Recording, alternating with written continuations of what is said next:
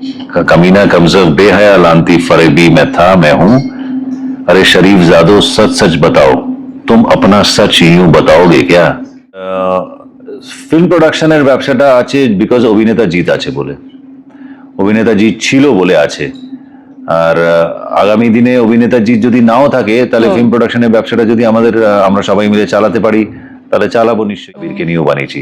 যদি self centred হতাম তাহলে বুম্বাদার আবিরকে নিয়ে সিনেমা বানাতাম না, নিজেকেই কাজ করতাম ওখানে।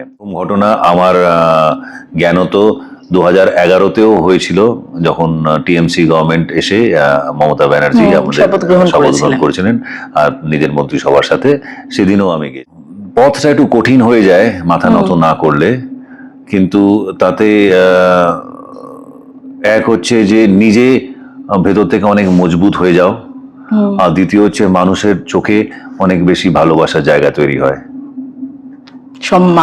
সম্মান ভালোবাসা দুটোই होते। जिन्हें कांटों ने न चुभा हो वो सुगंधित नहीं होते, और अगर लोग न करते हमें बदनाम तो हम चर्चित नहीं होते।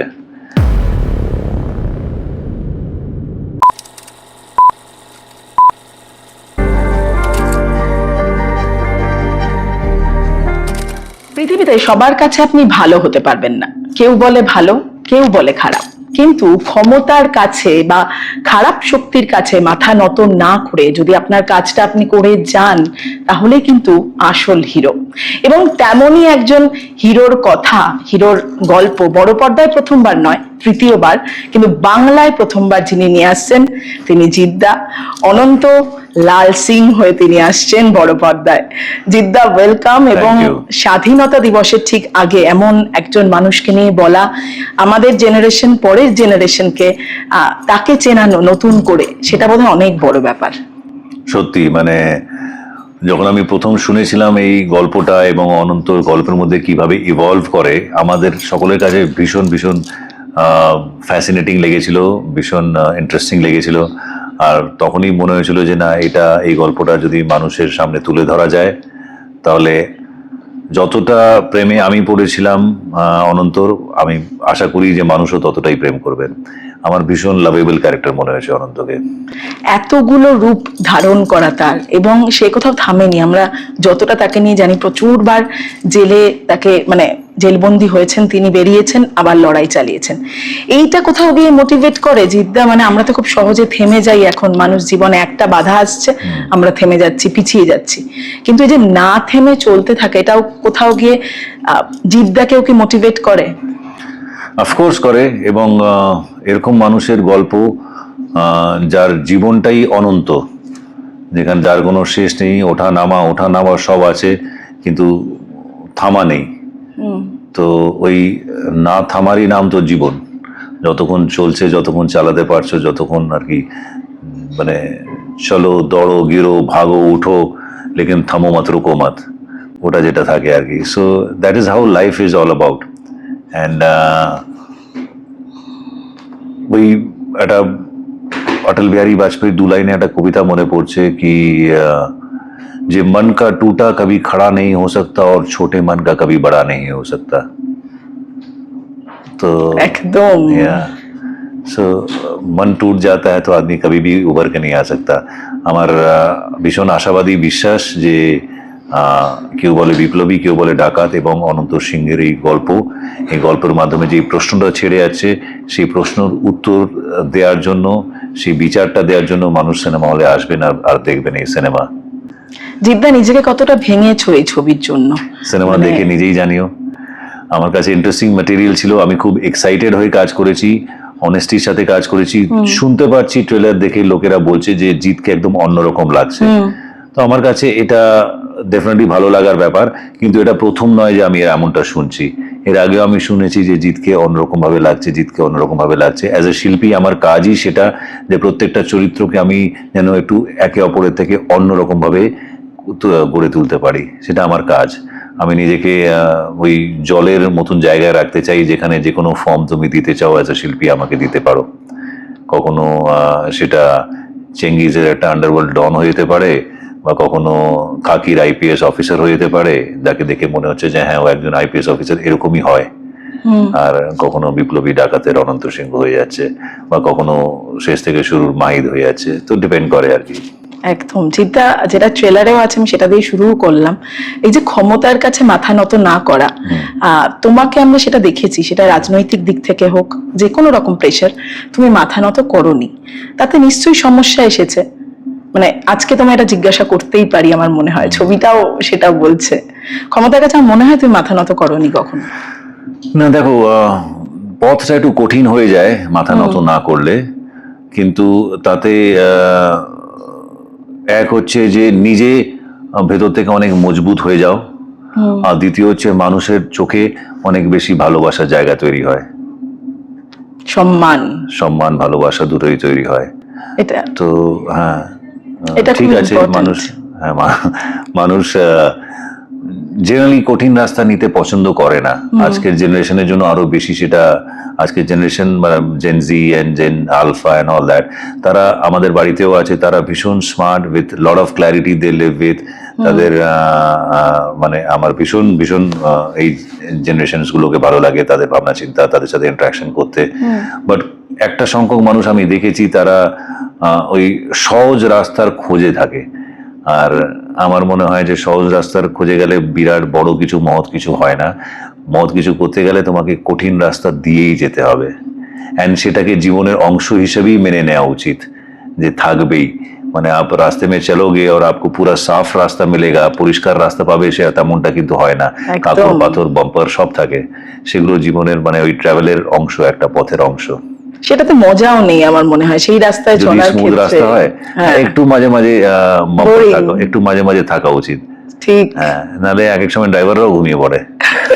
একদম একদম।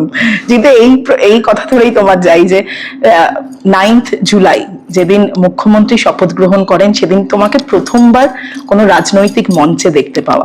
না, ভুল। মানে যদি রাজনৈতিক মঞ্চ হিসেবে দেখো সেটাকে, আমার কাছে রাজনৈতিক মঞ্চ ছিল না, আমার কাছে একটা শপথ গ্রহণের অনুষ্ঠান ছিল, যেখানে আমাদের রাজ্যের মুখ্যমন্ত্রী শপথ নিচ্ছিলেন, তার সাথে সাথে আরো মন্ত্রীরা শপথ নিচ্ছিলেন। আর এরকম ঘটনা আমার জ্ঞানত 2011-তেও হয়েছিল, যখন টিএমসি গভর্নমেন্ট এসে মমতা ব্যানার্জি আমাদের শপথ গ্রহণ করেছিলেন আর নিজের মন্ত্রিসভার সাথে, সেদিনও আমি গিয়েছিলাম। তো এবারেটা বিকজ সোশ্যাল মিডিয়াটা এত বেশি পেনিট্রেট করতে থাকে বলে এখন আরো বেশি এটা নিয়ে লোক প্রশ্ন করছে।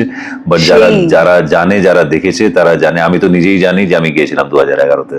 মানে সেটাই অনেকে ভেবেছেন যে জিতো, মানে এইটা যেহেতু তোমার কাছ থেকে এক্সপেক্টই করেন না কেউ, এই জায়গাটা সবসময় সকলে জানেন তুমি ছবি, নিজের ব্যবসা, সেটাতেই কনসেন্ট্রেট করে এসছো এবং করো। তো সেক্ষেত্রে তুমি ক্লিয়ার করে দিলে, এটা সবচেয়ে ভালো বিষয়। কিন্তু তুমি নিজেও নিশ্চয়ই দেখেছো যে আমি জানি অনেকে এটা নিয়ে বলছে, বাট আগেন সব জিনিসের উত্তর তো মানে সবসময় ইনস্ট্যান্টলি আসে না।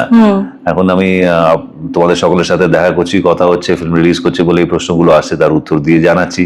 তো ওই দেরায় দুরুস্তায়। কিন্তু তুমি কোনো কিছুরই উত্তর তেমন ভাবে দিতে পছন্দ করো না আমার মনে হয়। মানে চুপচাপ দেখছো, নিজের কাজটা করছো, এটাই বোধহয় তুমি। আমার সবসময় তোমাকে দেখি, আমার মনে হয় সাইলেন্সের একটা পাওয়ার থাকে।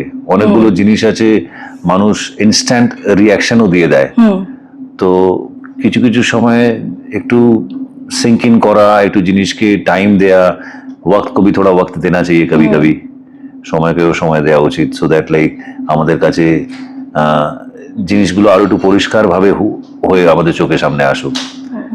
নাহলে এক এক সময় আমরা আজকের দিনে ভাবো ইতিহাসের পাতার মধ্যে অনন্তর গল্প, সেই কবে 1930 সালের গল্প, স্বাধীনতার আগে, সেই জিনিসটার মধ্যেও যেভাবে ইতিহাস অনন্তকে বলেছে, অনন্তর ব্যাপারে প্রেডিকশন দিয়েছিল, অনন্তকে যেভাবে ওয়ার্ডিক দিয়েছিল, সেই ওয়ার্ডিকগুলো কতটা ঠিক, সেটা আজকের দিনেও আমাদের কাছে মনে হয় যে সময়ের সাথে সাথে অনেক জিনিস বেশি পরিষ্কার হয়ে সামনে আসছে, যে না, অনন্ত বিচারধারা, চিন্তা ভাবনাটা ওটা তখন ঠিক ছিল, তখন কি ছিল, আজকের দিনে হ্যাঁ কি ছিল, আজকের দিনে সেটা এসে আরো বেশি পরিষ্কার হচ্ছে। কারণ আমরা আজকের দিনেও দেখতে পারি যে আমাদের দেশের মধ্যে বিভিন্ন বা অন্যান্য দেশের মধ্যেও যখন এরকম পরিস্থিতি আসে যে কিছু জিনিস দেশের ক্ষতি করছে, দেশের ভবিষ্যতের ক্ষতি করছে, দেশের ইউথের ক্ষতি করছে, তখন কিন্তু ইউথ পিছিয়ে থাকে না, তারা ঠিক নিজেদের ভয়েসটা রেজ করে।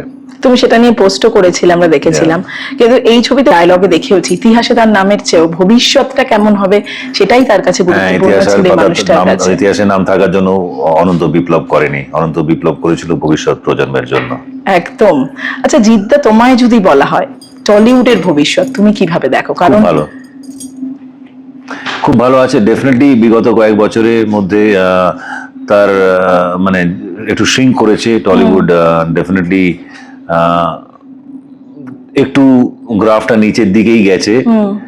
কিন্তু তার কারণটা যেমন আমরা ঠিক মতন ম্যাটেরিয়াল দিতে পারিনি, আমরাও একটু ভ্রমিত হয়েছিলাম, আমাদের ইন্ডাস্ট্রির মানুষও একটু কিছু না কিছু হলে অল্প হলেও আমরা ক্রাফটের থেকে ডিভিয়েটেড হয়ে গেছিলাম। তো আমাদের কাজ হচ্ছে আমরা ক্রাফটটাকে, আমার ক্রাফটের কালচারটাকে ইন্ট্যাক্ট রাখা, ঠিকঠাক জায়গায় নিয়ে আসা, রাইট ম্যাটেরিয়ালগুলো মানুষের সামনে নিয়ে আসা। পাশাপাশি আমার মনে হয় যে রাজ্যের উন্নতির উপরে, রাজ্যের ডেভেলপমেন্টের উপরে, সমস্ত development, not only film industry, অন্যান্য ইন্ডাস্ট্রি ডেভেলপমেন্টের উপরে অনেক কিছু নির্ভর করে। রাজ্যের যদি পার ক্যাপিটা ইনকাম বেটার হয়, যদি প্রত্যেকটা মানুষের পকেটে পকেটে যদি টাকা থাকে, তাহলেও কিন্তু সব ইন্ডাস্ট্রি তার দিকে তার থেকে উপকৃত হয়। তো কিছুটা আমাদের রাজ্য যেইভাবে তলানিতে যাচ্ছিল বিগত কয়েক বছর ধরে, তো আমি কোনো সরকারকে ব্লেম দিতে চাইছি না, বাট ইয়েস, এটা তো পরিণাম আমরা পেয়েছি যে রাজ্যের অবস্থা খুব একটা ভালোর দিকে যাচ্ছিল না। তো সেখান থেকেও আমাদের বেরোতে হবে, সেই আশাটা নিয়েই আমরা নতুন সরকার নিয়ে এসেছি।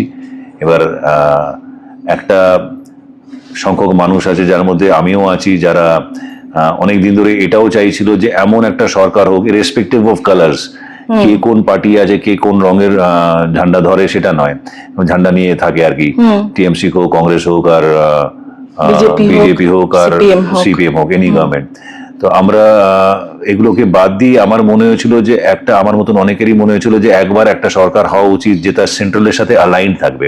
তো এবারে সেটাও হয়ে গেছে, 49 বছর পর আমরা একটা সরকার পেয়েছি যেটা সেন্ট্রালের সাথে অ্যালাইন্ড আছে। এরপরেও যদি উপকৃত না হয় বাংলা, এরপর থেকেও বাংলা যদি ভালো সময় না দেখতে পারে, তাহলে কবে? একদম, সেই অপেক্ষাটা সকলেই করছেন, এই জন্য আশাবাদী এবার হওয়া উচিত।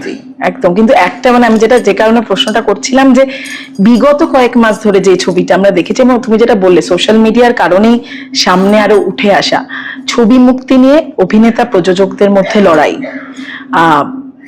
বিভিন্ন জায়গায় ইম্পাতে যেভাবে লড়াই আমরা দেখছি, সামনে লালবাজারে যাচ্ছে টলিউডের বেশ কিছু মানুষ, এই ছবিটা তোমাকে কি কোথাও কি ব্যথিত করেছে ইন্ডাস্ট্রির একটা অংশ হয়ে? না না না না না, কোনো রকম ভাবে না। আমরা প্রথম দিনেই আমরা ঠিক করেছিলাম, আমাদের মনে হয়েছিল, ঠিক করেছিলাম বলাটা ভুল হবে, আমার মনে হয়েছিল যে 15 অগস্টের উইন্ডোটাই এই ফিল্মের জন্য বেটার হবে।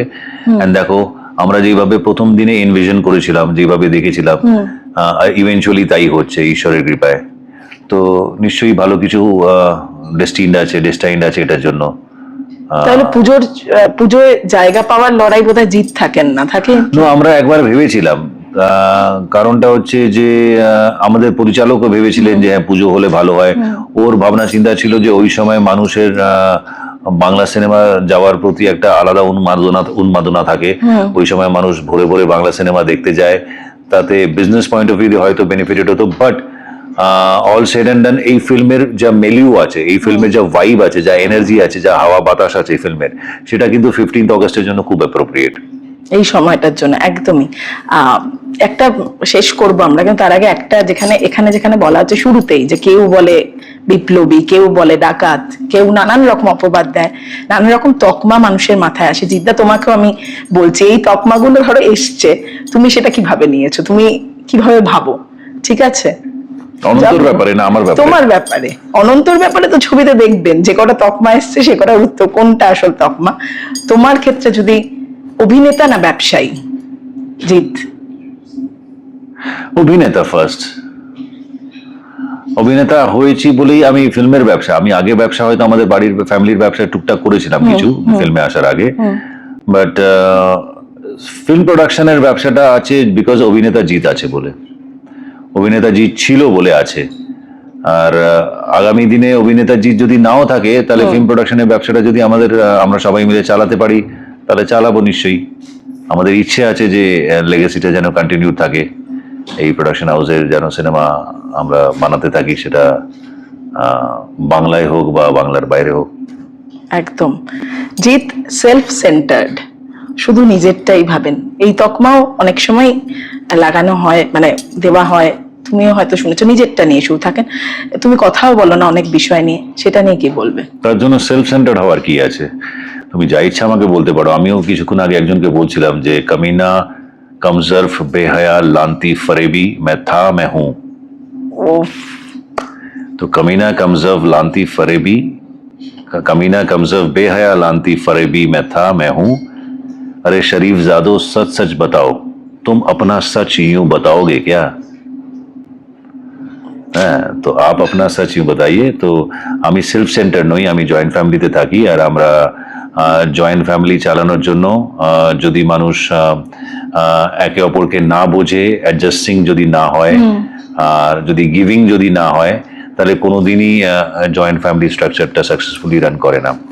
সো আমরা জয়েন্ট ফ্যামিলিতে থাকি। আমার সাথে এমপ্লয়েড যারা আছে, যারা আমার সাথে জুড়ে আছে, আমার সাথে সাপোর্ট স্টাফ যারা কাজ করে, তারা বেশ অনেকেই আছে যারা বিগত বেশ কয়েক বছর ধরে আমার সাথে কাজ করছে।